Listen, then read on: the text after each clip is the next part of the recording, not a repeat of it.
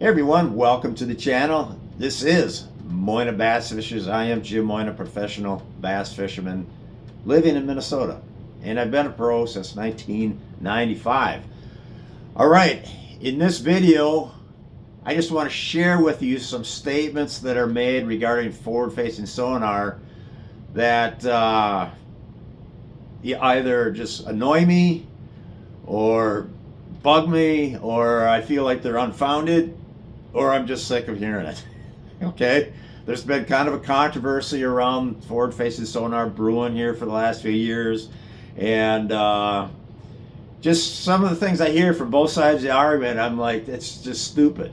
You don't know what you're talking about. You must not. In some cases, the people that use it, I'm like, where are you coming up with this? And other, and then the people that are against it, I'm like, you must have never even used it, because otherwise you'd never even say that. So I've got about 13, 14 statements here written down. I tried to pick out like my most annoying one, and I can't. I read through them more than once. I can't. So many of these are I'm just tired of hearing it because it's nonsense. All right. So, and what I use for my forward sonar is Lowrance's Active Target. I'm still using the first edition, so everything that I'm commenting on is based on my experience with the Lowrance's first edition forward sonar. And if you have any other, go ahead and share. If there's something I've left out that annoys you, just share it with everybody here in the comment section. And I'm sure a lot of you guys, I'm sure there'll be people calling me a dummy. That's fine. I can handle it. Bring it on. Bring your criticism on. I can handle it. All right. Number one, and this comes from people that use it and people that argue for the use of it. They will say, you still got to make them bite.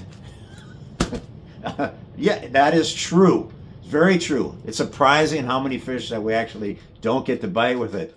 But they're using it in the context as if to say, well, it really is no advantage because you still have to make them bite. It really doesn't help us any because you still have to make them bite. That is so wrong, because knowing right where to cast is a huge advantage, and you're going to present your bait in front of more fish through a given day, and you will get more bites. You may not get that fish to bite, but when you find another one on your forward sonar, well, maybe that one will bite. So it is a true statement. You got it. You still have to make them bite, but don't discount. You're trying to discount the advantage that you have by using it, and that's why I'm tired. I just don't want to hear people say that. All right. This next one comes from the antis, and this is more of this refers to the live streams that like Major League Fishing does or Bassmaster does. And some of the comments I see regarding the live stream of these events, people are saying, I'm sick of watching the back of the pro, watching their back and their head down in electronics. The reason why I think it's stupid, which it is because before forward-facing sonar, you were still looking at the back of the pro's back while he was fishing. I don't know any pro that faces his freaking outboard motor and fishes that way. We all are facing forward. We have our trolling motor pedal centered squarely in the center of the boat. Our feet are pointing towards the front of the boat, maybe slightly to the 10 o'clock, 11 o'clock position. Rarely are we fishing at the 9 o'clock position where we're fishing perpendicular off the side of the boat. Man, we're always, because our boat's moving, so we're always casting in the head, and our bait and the movement of the boat, we're anticipating the forward momentum of the boat as we're fishing. A lot of times we're fishing straight into the wind, so we're casting straight forward. Guys, we've always have been facing forward, and it's a structure fisherman who used, traditional sonar. We're always looking at our sonar anyways, and to say suddenly now that to make the narrative sound like now people are just facing forward all the time, and that's all they're doing. That's what we were doing before. So it's a stupid statement to make, because nothing's changed. We are still casting forward of the boat. I mean, it's just so. I mean, even guys that fish parallel a bank on shore, they'll put their boat right along a bluff bank and they'll cast straight ahead of the boat with their wiggle wart or their jerk bait, and you're still seeing the back of that fisherman. He is not. I mean, it's just enough of that. Okay, just turn it off. You still don't have to watch it, but don't throw that out as the reason. All right, next one.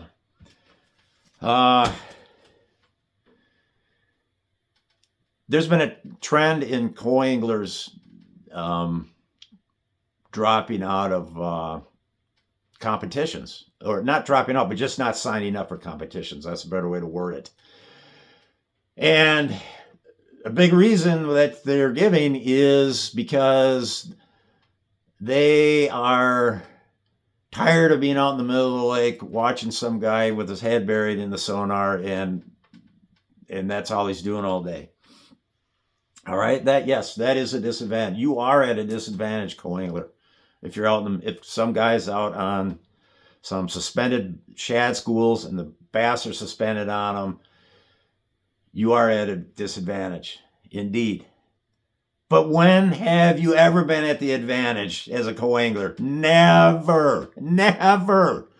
Okay, especially when you sign up for a tournament where during the spawn and you draw a guy that's bed fishing, you are so at a disadvantage as that angler spends an hour and a half trying to catch that one fish out of that one spawning bed, and you've already fan casted the area for an hour and a half without a nibble. Okay, you've always been at a disadvantage. Sometimes, like the bed fishing, that's kind of the extreme disadvantage. This is just another disadvantage. Yes, indeed, you are at a disadvantage. But however, you know what? On the MLF, on the Bass Opens, at least for sure on the MLF Toyota Series, there were co-anglers they would bring their own forward sonar. So why are you not bringing your own forward sonar if you're going to fish as a co-angler? And you know you're signing up for a tournament, and you know that it's a big disadvantage to be without it, bring one. I know it works. I know some co-anglers who have done quite well using this, and they keep it quiet. It's on the down low. They don't advertise that they bring it, but the reason why I know this, because I know pros who have drawn these co-anglers, and those co-anglers have done well. So yeah, I mean, you can't just point to just don't tell me that's the reason why you're dropping out, because now you're at a disadvantage. You've always been at a disadvantage. It's just how it is. It's how it's been. Okay. You still can learn. You can learn about forward. So maybe you don't care to learn about forward sonar. I understand that. But in some cases, maybe you do want to learn about it. What better way to do it than watch a pro who's been using it for 4 or 5 years and see how they do it, see how they got their unit set up and the baits they're using. It's always learning. Every day on the water is a learning experience, no matter whether you're fishing off the bank in a stream or whether you're out in a $100,000 bass boat in the middle of the lake watching forward sonar. All right, this next one. Yeah, I cannot. This is ridiculous. You read these comments, you see these comments. You know, these young anglers today, they couldn't catch a fish out of a barrel if they didn't have their forward sonar. These guys don't know anything about fishing. That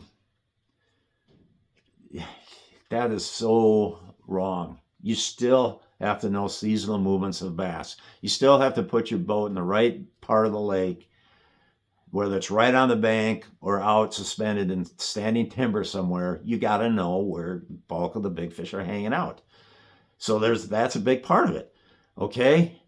Not only that, and actually my main argument why this bugs me is because these young anglers, a lot of them are coming from they're coming from family, or they're coming from a deep-rooted family tradition of fishing, and they're coming on board with a huge foundation. They've been in high school leagues, they've been in college leagues, they have all this connections.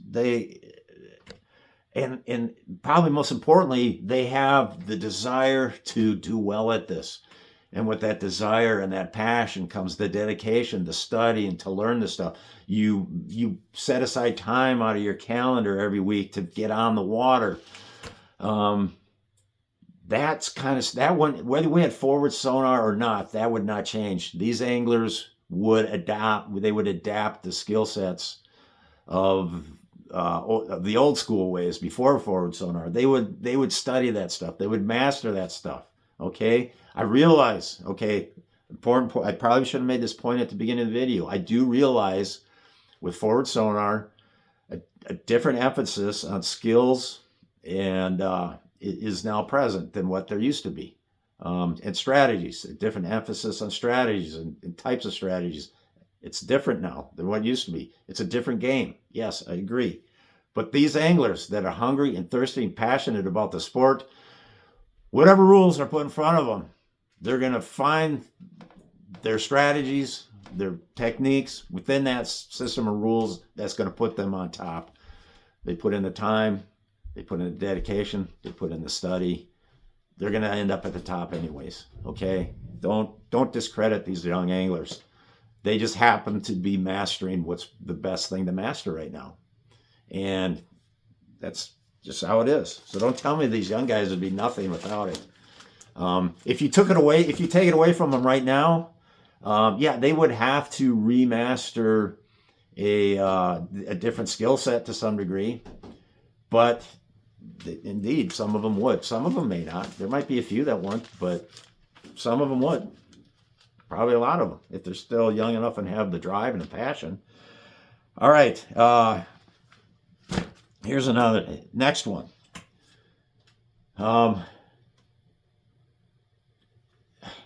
When people say that it makes fishing too easy.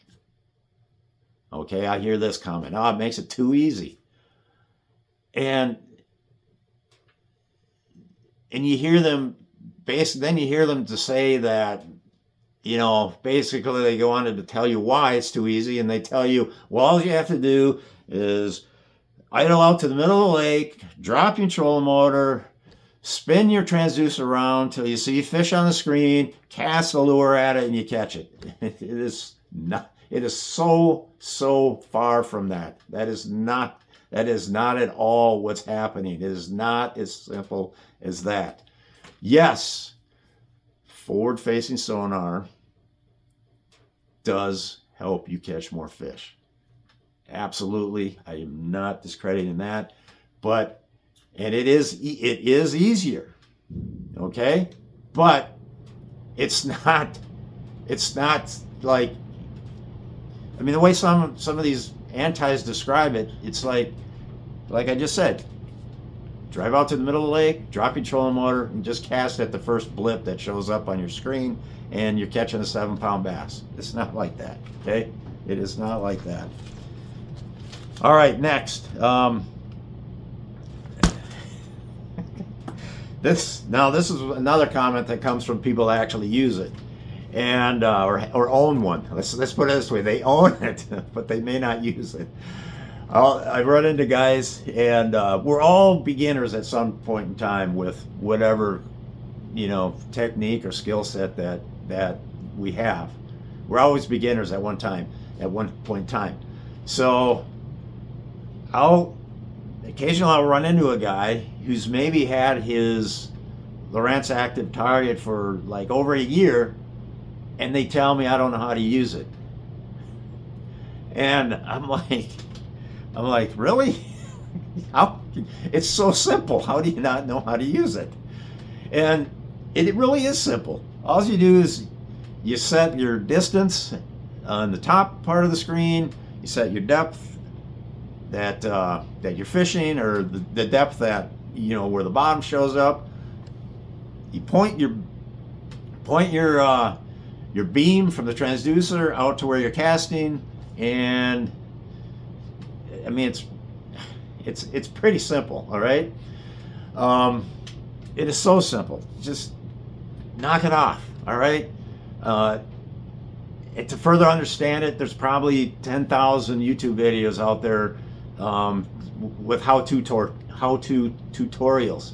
I've put on my own channel, I put out tips here and there on how to use it. So knock it off. Let's just quit being lazy. Let's you've had the thing for a year now. Let's actually make a point of trying to understand it, trying to use it, and it is a progression. You don't become a master at it immediately.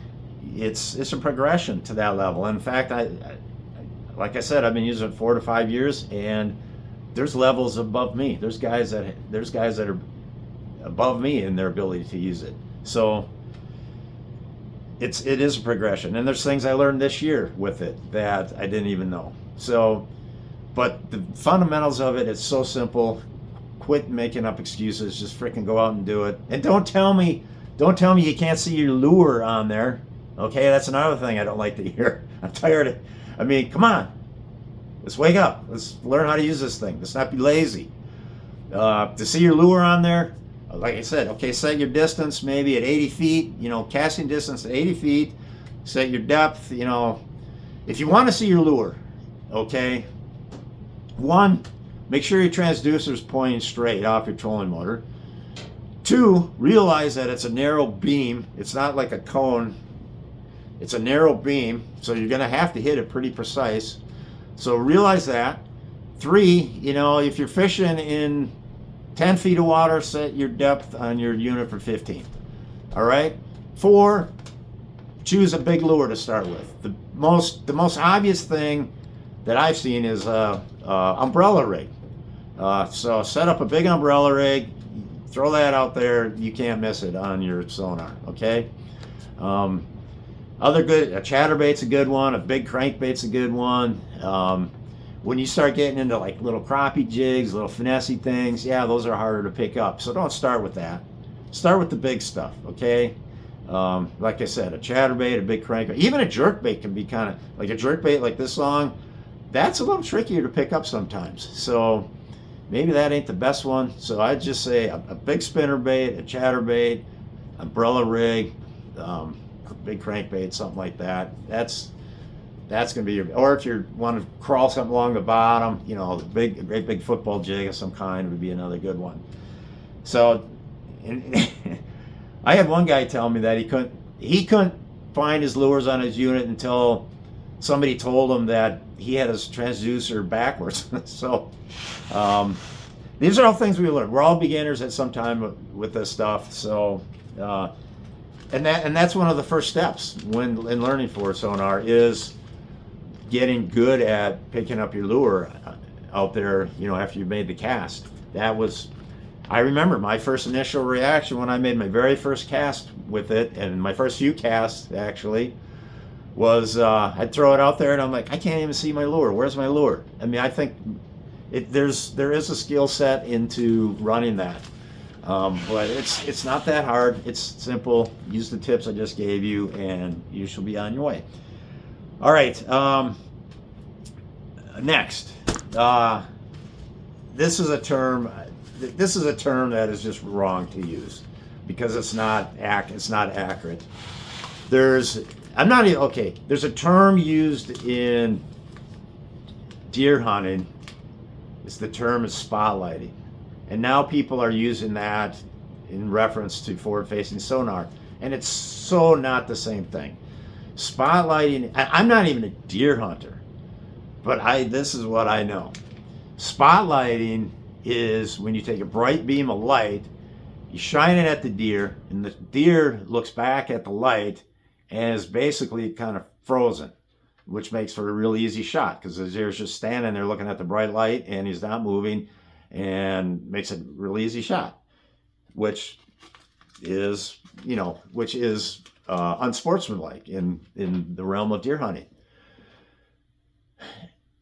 To use the term spotlighting for bass is totally not the case, because when you shine your transducer beam at a fish, you're not freezing that fish in place. You're not making an easy target.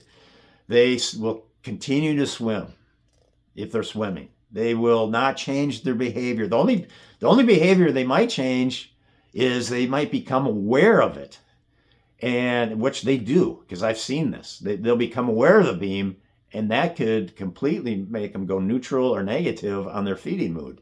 So spotlighting is it's a term that is just so wrong, because you're not dazing or freezing the fish at all, whereas in deer hunting you are. So let's just stop using that terminology. It's not the right comparison, and people that are people that are just don't know what forward-facing sonar is, and they hear this term, it's just misleading. Okay, they're going to get the wrong impression of what this is, and possibly draw a wrong conclusion about what forward sonar is all about. All right, here's another term. The cheater. There's people calling it the cheater box now. If the rules say you can use it in a tournament, it's not cheating. To use the word cheat in tournament talk, in the tournament world, to me, anytime you drop that word, that is a serious allegation, and you are tagging somebody with a very incredibly serious offense. So just to go around accusing people using cheater boxes, what does that say to the general public who don't know much about this? It paints everybody as a bunch of cheaters, and that's not what we're doing. We're following the rules. We're following the guidelines, the rules of how we're supposed to conduct ourselves in a tournament, the methods and strategies that we're allowed to use. There's nothing that we're doing. There's nothing that we are doing that's cheating, but yet you're throwing this term everywhere. And now the general public that aren't, they're just casual spectators of the sport. I mean, next thing you know, all tournament fishermen are going to be just labeled cheaters because of this loose use of the word cheat. Just please stop using that word. It's not something we should use lightly like this, because there are a lot of people that don't fish much, and you just don't want. It just puts a bad picture of it for all of us. All of us. Okay? There's enough real cheaters in fishing. Let's not create a false thing here. Okay? All right. I'll hear people, and here's another statement, that, well, there's nothing positive about it. Yeah, there is some things positive about it, okay? One, I can't tell you how many people I know that have a lot of fun with it, including myself. It's a lot of fun, okay? So that's positive. Two, in a way, it can save you some money. If you fish a lot of muddy water, a lot of stained water, and you're in standing timber or in shallow boulder fields, you can use your forward sonar to weave your way through standing timber, through boulder fields, and prevent damage to your trolling motor from breaking a trolling motor shaft or whatever. Okay, that's probably the least of our concern in this discussion, but it is a positive and fun though. It's a lot of fun. I know so many people have a lot of fun with it. People that maybe weren't necessarily interested in fishing at one time, but now are. Okay. Another thing I hear is so-and-so only won that tournament because he was using forward-facing sonar. That statement might be true in a small bass club league of some kind where those guys, that particular club is just, it's all for fun. So maybe most of the guys don't have it yet, don't have forward-facing sonar. And maybe one guy does and he wins a tournament. Well, then all the rest of them can point at that guy and say, oh, he only won because he had forward-facing sonar. But I hear the same thing regarding bigger tournaments where everybody in the tournament field, almost like 90%, have forward-facing sonar in their boat. And guess what? There is a guy that wins, but there's also tons of guys that finish out of the money that have forward-facing sonar. They finish out of the money even though they have it.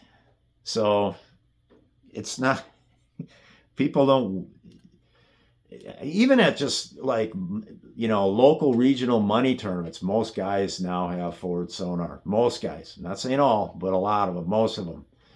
So there's going to be guys that catch them and guys that don't. And they both will have forward sonar on their boat, and some of them won't catch much. I can even say that. At Lake Mojave in 2023, day one,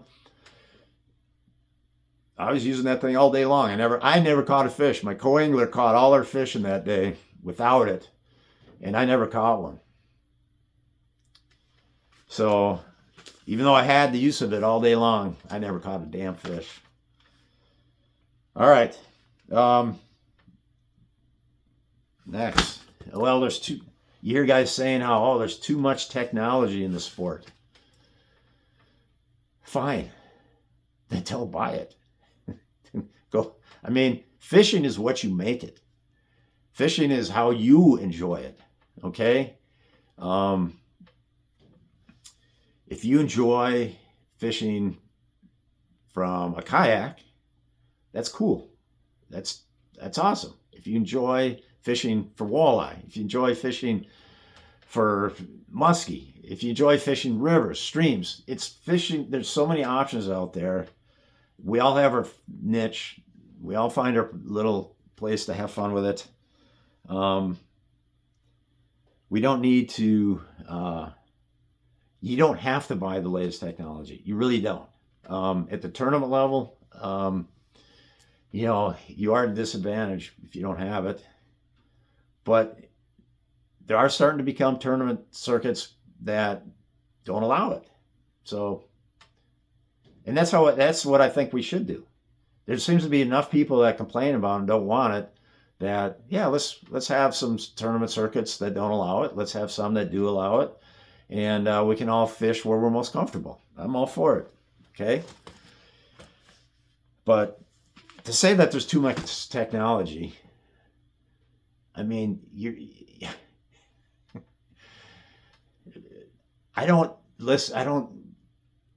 a person who's running a $100,000 bass boat and they got side scan, down scan, power pulls, they got a Mercury Pro XS motor on there. All this, everything I just mentioned is high tech. And now you're telling me there's too much technology just because one more thing came out. It did change the sport.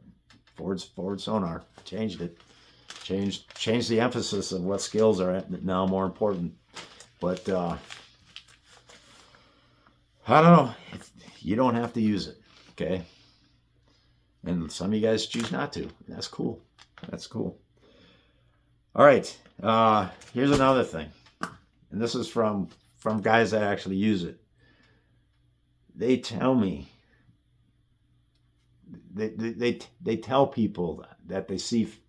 Oh God! I just thought of another one. All right, these people are telling me that they see bass in the weeds. Okay, that is kind of a misleading statement. I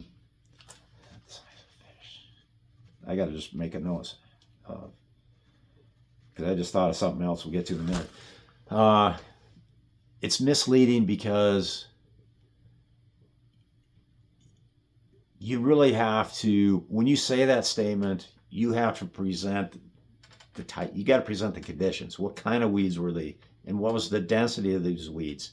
Because you are not seeing the fish in the weeds. If it's a big coontail bed and they are buried up in it, you are not seeing those fish. Or it's a super thick milfoil mat coming up.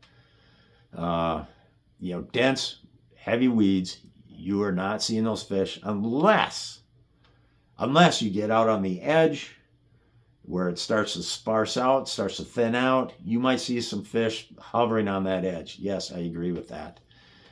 But you are not picking those fish, especially if those fish are on the bottom and in heavy weed cover. You are not seeing those fish. So don't tell me. Do not tell me you are. Okay? I really don't think you're seeing those fish. Next, so what I just wrote down a minute ago is I'm not as hardcore about this as I used to be. It used to really bug me when people would tell me how they can tell the difference between fish and how they can tell the size of the fish. It used to really bug me, but there is some truth to that to some level. Certainly you can tell the difference between a 1 pound largemouth bass and a 6 pound largemouth bass. But man, can you really tell the difference between a 2.5 pound bass and a 3 pound bass? Perhaps, maybe the very best can, because I know there's been a progression within myself. There's been a progression of being able to differentiate, and like I said earlier in this video, I'm using the Lowrance Active Target First Edition.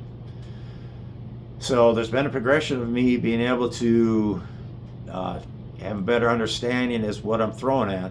Am I throwing at, there's certain signals that I see that I don't need to throw at anymore, because I know what that fish is. And I may not know what it is, but I know that signal, that shape, that looks like that and swims like that, is not going to bite my bait.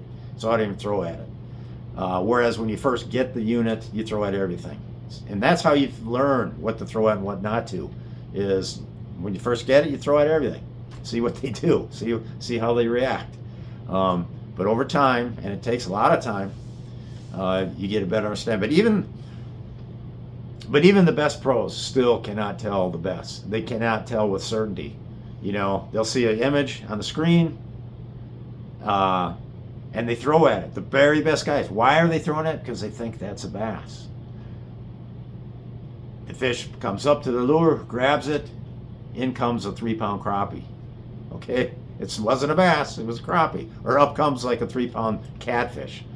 I've seen some catfish out there that look just like a bass. I'll be thinking I am throwing at a bass, and finally get the fish to bite, and in comes a catfish. So there's definitely some things to be learned as far as telling the difference between the images and what they are and what they aren't, what's worth throwing at, what's not. But man, some guys just seem way too confident in what they're trying to tell me as far as what they're seeing on their screen. All right, and here's the last statement. When a guy tells me they don't need it to compete, that is, they'll just tell me, I don't need that thing to compete. I'm like, you're not getting it then. In certain conditions, certain places, I can see where you may not need it. If you're on a frog pattern up in some duckweed somewhere, in some heavy pad fields or whatever, yeah, you're not going to need it. But there's so many situations where you are at a disadvantage by not having it and not being a skilled user of it, that just to say a comment like I don't need it to compete is ridiculous, because there's just certain tournaments that it's going to be won using forward sonar. Now the very last thing I want to say, and I probably should have said this right off the bat, is there is another statement I often hear. But this statement does not bug me. It does not bother me. And in fact, I encourage this statement. And that would be when people say, I'm afraid this is going to ruin our fisheries. This is going to ruin our fish populations. By golly, it could be true. It could be true. Maybe, I believe certain lakes are probably set up to maybe handle the fishing pressure a little better. Like, for example, like if you Lake Gunnersville, for example. There's so much eelgrass, so much acreage of eelgrass, and these fish can get up and hide around it and get, you know, avoid forward sonar to some degree. That maybe it just won't ever have an impact there. But other lakes where maybe there's not as much cover, the fish are more exposed to it. I don't know. There's so much we don't know about it. Species wise. In fact, didn't the state of Mississippi actually do some things with their fish limits because they're aware of what forward sonar can do? And there may be other state agencies that have done the same. I don't know, but it does need. I do encourage the research by state agencies. I encourage the research to try to figure out if this is a negative to our fish populations, because I'm concerned. Because I've personally seen before forward-facing sonar ever existed, I've seen and witnessed what fishing pressure would do to certain lakes here in Minnesota. And I'm talking whether it's sunfish or crappies or bass. I've seen what it can do, and heavy pressure has an impact. Okay, so if you put heavy pressure plus better skilled pressure, that can only make it that much more of a potential problem. So when I hear somebody saying it's going to ruin our fisheries, I let them keep saying it, because we need to keep monitoring this, monitor our fish populations, and hopefully it's not an issue. And if it does become an issue, well then I guess the decision needs to be made. Do we reduce the limits, our fish limits that we get to keep? Which I hardly ever keep fish, but I keep a few. Never bass. Bass are my pets, but I keep some of the other fish. So do we need to adjust our limits, or do we need to ban the technology? And whether we ban it or not, I don't really care. Okay? I fished my whole life, 55 years worth. I'm 59 now. I fished 55 years worth of fishing before the technology. Had a lot of fun with it. Now that it's here, I use it a lot. I have fun with this new technology, and it's really been a learning experience too with this new technology. You learn a lot about fish behavior and stuff. So, and I've really enjoyed it. It's kind of made it fun again. Well, it always has been fun, but just a different sort of a wrinkle of fun. So, but if they decide to ban it, or if tournaments all decide to ban it, so be it. I mean, I fish within the rules. I'll deal with the rules given to me, and I'll formulate my strategies. It's still a game. It's still a game. I mean, that's how I look at it. It's just a game. How do I strategize this game? How do I prepare for it, strategize, and try to win? So anyways, gosh, this video went so long. I apologize. It's way too long, but it is what it is. And that's another thing I hate. I should say hate. That's another thing that bugs me when people say is the phrase, it is what it is. And a lot of times it isn't. It is, the way it is because maybe you allowed it to be that way. You didn't prepare for that. So, man, I can't believe I just dropped it, and it is what it is on this video, but I'm not going to redo it. Anyways, thanks for watching. I appreciate that, and we will come back at you soon. Over and out.